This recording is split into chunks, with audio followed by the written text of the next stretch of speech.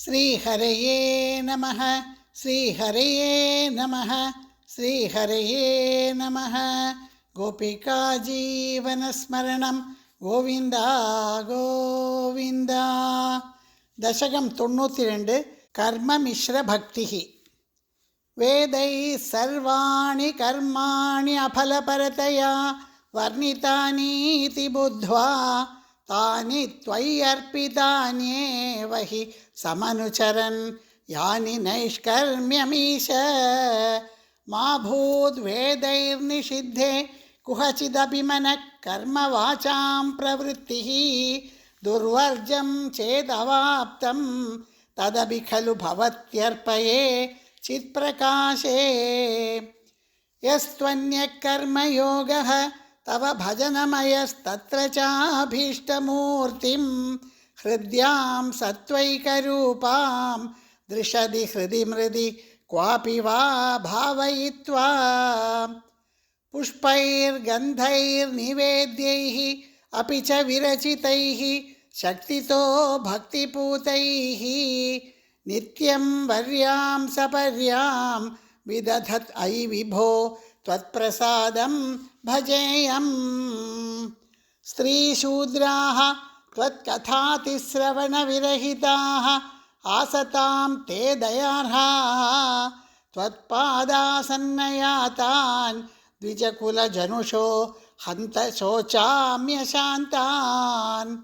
വൃത്യർത്ഥം തേ യജന്തോ ബഹുകഥിതമപി ത്വാം അനാകർണയന്തോ ദൃപ്താ വിദ്യാഭിജാത്യൈഃ കിമു ന വിദധത്തെ താദൃശം മാ കൃഥാ മാം.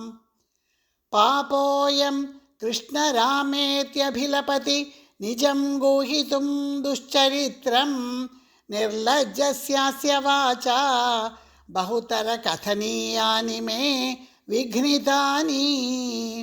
ഭ്രാതാ മേ വന്ധ്യശീലോ ഭജതി കില സദാ വിഷ്ണുമിത്തം ബുധാംസ്തേ നിന്ദന്ത്യുച്ഛൈർഹസന്തി ത്വയി നിഹിതമതീൻ താദൃശം മാ കൃഥാ മാം.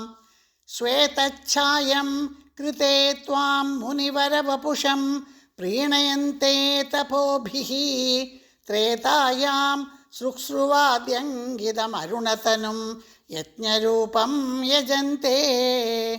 സേവന്തെ തന്ത്രമാർഗൈഃ വിലസദരിഗദം ദ്വാപരേ ശ്യാമളാംഗം നീലം സങ്കീർത്തനാദ്യൈഃ ഇഹ കലിസമയേ മാനുഷാസ്ത്വാം ഭജന്തെ.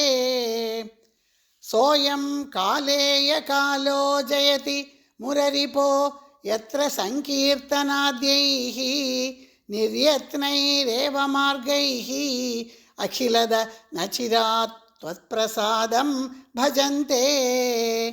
ജാതാസ്ത്രേതാ കൃതാദൗ അപി ഹി കില കലൗ സംഭവം കാമയന്തെ ദൈവാത് തത്രൈവ ജാതാൻ വിഷയവിഷരസൈഃ മാ വിഭോ വഞ്ചയാസ്മാൻ. ഭക്താസ്താവത് കലൗ സ്യുഃ ദ്രമിളഭുവി തതോ ഭൂരിശസ്തത്ര ചോച്ചൈഃ കാവേരീം താമ്രപർണീം അനുകില കൃതമാലാഞ്ച പുണ്യാം പ്രതീചീം.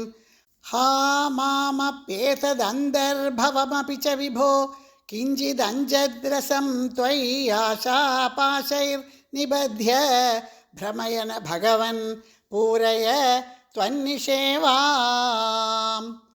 ദൃഷ്ട്വാ ധർമ്മദ്രുഹം തം കലിമപകരുണം പ്രാങ്മഹീക്ഷിത് പരീക്ഷിത് ഹന്തും വ്യാകൃഷ്ടഖഡ്ഗോപി ന വിനിഹതവാൻ സാരവേദീ ഗുണാംശാത്. ത്വത്സേവാദ്യാശു സിദ്ധ്യേത് അസദിഹ ന തഥാ ത്വത്പരേ ചൈഷ ഭീരുഃ യത്തു പ്രാഗേവ രോഗാദിഭിർ അപഹരത്തെ തത്ര ശിക്ഷയൈനം. ഗംഗാ ഗീതാ ച ഗായത്ര്യപി ച തുളസികാ ഗോപികാ ചന്ദനം തത് സാളഗ്രാമാപി പൂജാ പരപുരുഷ തഥൈകാദശീ നാമവർണാഃ. एतान्यष्टाप्ययत्नान्यै कलिसमये त्वत्प्रसादप्रवृद्ध्या क्षिप्रं मुक्तिप्रदानीति अभिधधुर्षयः तेषु मां सज्जयेथाः